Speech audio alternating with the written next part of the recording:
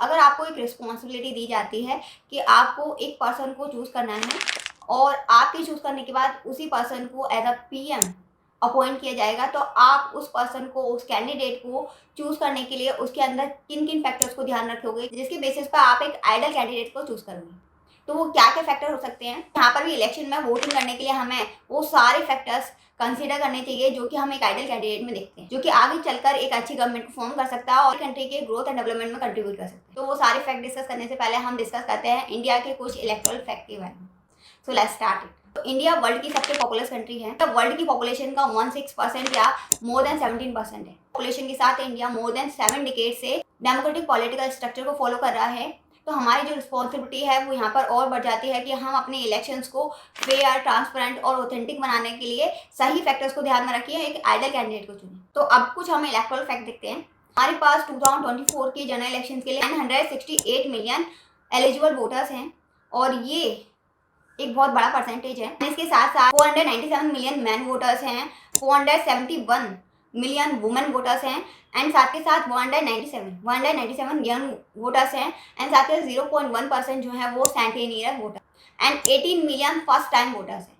तो इतना बड़ा जो डेटा है वो वोटर्स का है। इंडिया की 2024 के जो जनरल इलेक्शंस हैं वो 19 अप्रैल से स्टार्ट होकर 1 जून तक चलेंगे, मतलब 44 डेज तक वोटिंग चलती रहेगी और 4 जून को हमें इन जनरल इलेक्शंस के रिजल्ट पता चल सकते हैं। इंडिया में अभी 6 नेशनल पार्टीज हैं, 52 स्टेट पार्टीज हैं एंड 2301 अनरिकॉग्नाइज्ड पार्टीज हैं। अगर हम देखें मेन पार्टीज में, तो मेन पार्टीज में बीजेपी, आप पार्टी, समाजवादी पार्टी, कांग्रेस है, तृणमूल कांग्रेस है, डीएमके है, ऐसी कई सारी पॉलिटिकल पार्टीज हैं। इस बार जनरल इलेक्शंस में एक तरफ बीजेपी पार्टी है, दूसरी तरफ पॉलिटिकल अलायंस है। ये आप, समाजवादी पार्टी, कांग्रेस, तृणमूल कांग्रेस और डीएमके, ये सारी छोटी छोटी पार्टीज मिलकर जो है वो इंडियन ब्लॉक बनाएंगी, जो कि बीजेपी पार्टी के अगेंस्ट में खड़ी होगी। ये इलेक्शन जो चल रहे हैं 1 डे से लेकर 7 फेजेस तक में होंगे। जो बड़े बड़े स्टेट्स हैं उनमें ये सारे जो इलेक्शन प्रोसेस है वो 7 फेजेस में कंडक्ट की जाएगी। ये इंडिया के कुछ इलेक्टोरल फैक्ट एंड फिगर हैं।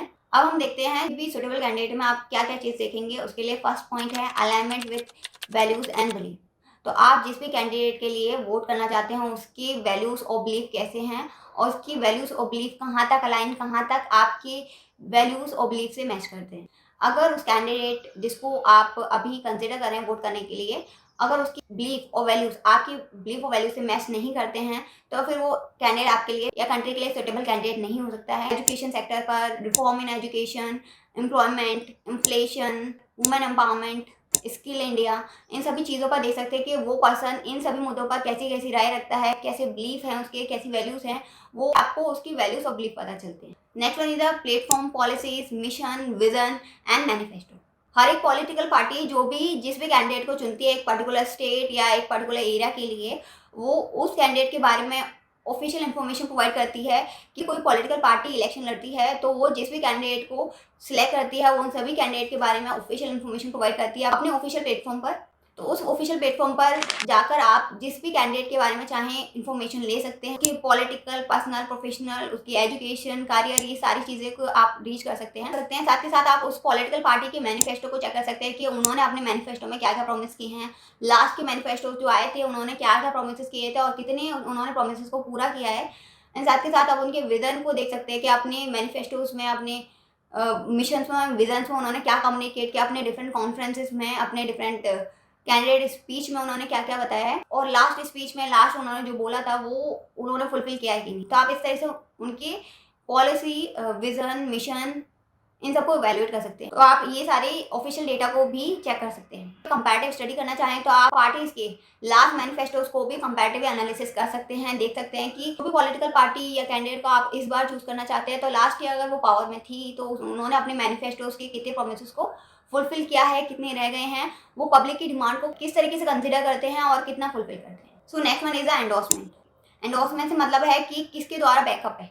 जो भी पॉलिटिकल पार्टी इस बार इलेक्शन में लड़ रही है उसका जो बैकअप है वो या सपोर्ट है वो किसके द्वारा सपोर्टेड है। मीन्स हर एक पॉलिटिकल पार्टी जो है वो खुद से फाइनेंस रेज करके इलेक्शन नहीं लड़ती। तो फाइनेंशियली कौन कौन से कॉर्पोरेट, कौन कौन सी कंपनी सपोर्ट कर रही हैं एंड साथ के साथ कौन से इंडिविजुअल ऑर्गेनाइजेशन उनको सपोर्ट कर रहे हैं। कोई भी रेपुटेड ऑर्गेनाइजेशन है जिससे कि वो पॉलिटिकल पार्टी कनेक्टेड है तो उनकी जो लिंक या नेटवर्क है उनको चेक करके हम उस पार्टी की ऑथेंटिसिटी को पता कर सकते हैं। तो पॉलिटिकल पार्टी उनके नेटवर्क कैसे हैं, उनकी इमेज कैसी है एंड वो आने वाले टर्म्स में पर किसी एक पर्टिकुलर सेक्टर से वो बहुत ज़्यादा फाइनेंस लेते हैं तो आगे आने वाले टर्म्स में वो उसी सेक्टर को सर्व करने वाले हैं, उसी को वेटेज देने वाले हैं। तो अगर कोई पॉलिटिकल पार्टी ऐसा करती है किसी भी एक कॉर्पोरेट से या किसी भी एक इंडिविजुअल से या किसी भी एक पर्टिकुलर सेक्टर से बहुत ज़्यादा फाइनेंस होती है, फाइनेंस होती है, सोशली फेवर्ड होती है, कोई किसी भी तरीके से बहुत ज़्यादा लिंक होती है, तो आने वाले टाइम्स में वो पॉलिटिकल पार्टी उसी सेक्टर को, उसी पर्सन को या उसी कॉर्पोरेट को सर्व करने वाली है। सो ऐसी पॉसिबिलिटीज़ हो सकती है, तो इस तरह की इन्फॉर्मेशन को भी हमें एनालाइज करना चाहिए।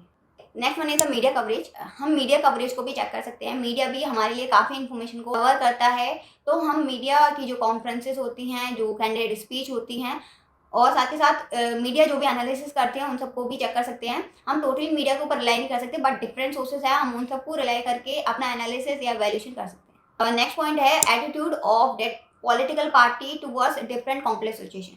अगर कोई कॉम्प्लेक्स सिचुएशन आती है, एजेंसी आती है, या कोई अलग प्रॉब्लम आती है नेशनल लेवल पर, स्टेट लेवल पर या लोकल लेवल पर, तो वो पर्टिकुलर कैंडिडेट या फिर वो पर्टिकुलर पॉलिटिकल पार्टी जब रूल में होती है, तो वो किस तरीके से उस सोशल इशू को, या कोई फाइनेंस इशू है या कोई नेशनल इशू है, उसको कैसे कैटर करते हैं, कैसे डील करते हैं। अगर हम देखें पास्ट ईयर्स में जाकर बीजेपी जिस तरीके से आर्टिकल 370 लेके आई थी, तो बीजेपी ने जो इनइक्वालिटी हो रही थी जम्मू कश्मीर और अदर स्टेट्स के बीच, बीजेपी ने आर्टिकल 370 को हटाकर उसे इक्वल कर दिया।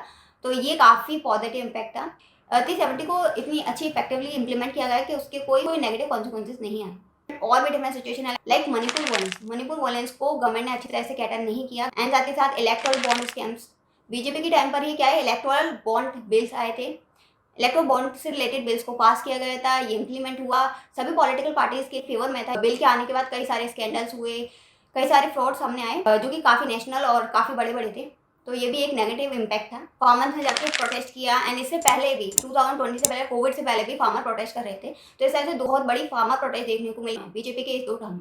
मतलब गवर्नमेंट जो है वो फार्मर कम्युनिटी को सेटिस्फाइड नहीं कर पाए, उनकी डिमांड्स को कैटर नहीं कर पाई। नेक्स्ट है Ladakh issue, mean Ladakh protest. Ladakh में जिस तरीके से अभी 40+ डेज हो चुके हैं प्रोटेस्ट करते हुए, बट गवर्नमेंट जो कि रूलिंग पार्टी में है, इलेक्शन से पहले उनकी इन डिमांड के लिए कोई भी पॉजिटिव रिस्पॉन्स नहीं था।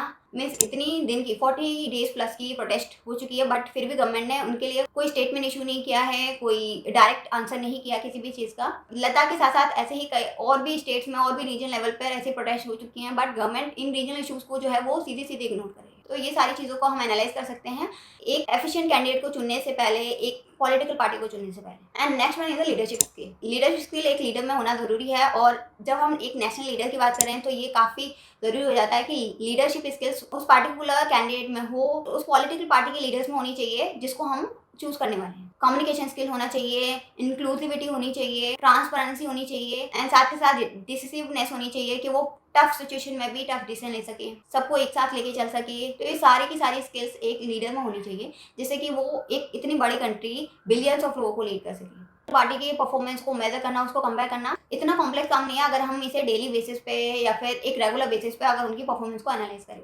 जो लास्ट एंड लीस्ट पॉइंट है वो है कि हमें अपने माइंड में ये क्लियर रखना चाहिए कि हम किसी भी पॉलिटिकल पार्टी को, किसी भी कैंडिडेट को इसलिए चूज ना करें कि वो हमारी पर्टिकुलर कास्ट का है, हमारे पर्टिकुलर रिलीजन का है, या हमें फेवर देने वाला है, फेवरिज्म करने वाला है। क्योंकि हम एज अ नेशन एक हैं, तो हमें नेशनल लेवल पे सोचते हुए एज अ यूनिटी पर्टिकुलर ऐसे कैंडिडेट को चुनना चाहिए जो caste, race, religion, place of birth, sex, इन सभी चीज़ों को सेकेंडरी लेता हो, इन सभी चीज़ों को कंसिडर ना करके इंक्लूसिविटी को प्रमोट करे, इक्वालिटी को प्रमोट करे, जस्टिस को प्रमोट करे, साथ ही साथ कॉन्स्टिट्यूशन को सबसे ऊपर रखे। हमारे पास कॉन्स्टिट्यूशन है जो कि हमें लीड कर सकता है, जो हमें गाइड कर सकता है। तो एक लीडर है जिसे कॉन्स्टिट्यूशन को सबसे ऊपर मानना चाहिए, उस कॉन्स्टिट्यूशन को फॉलो करते हुए इस कंट्री को लीड करना चाहिए। सो आई होप कि इन सारे पॉइंट से आप भी सेटिस्फाइड होंगे। तो इन सभी पॉइंट्स के अलावा भी और भी पॉइंट्स हो सकते हैं जो कि हमें एक लीडर में कंसिडर करने चाहिए। तो आप कमेंट सेक्शन में मेंशन कर सकते हैं कि और कौन से पॉइंट्स हैं जो हम एक एलिजिबल, एक एफिशिएंट लीडर के अंदर देखते हैं। I hope you like this video, like, share, subscribe, and I will see you in the next video.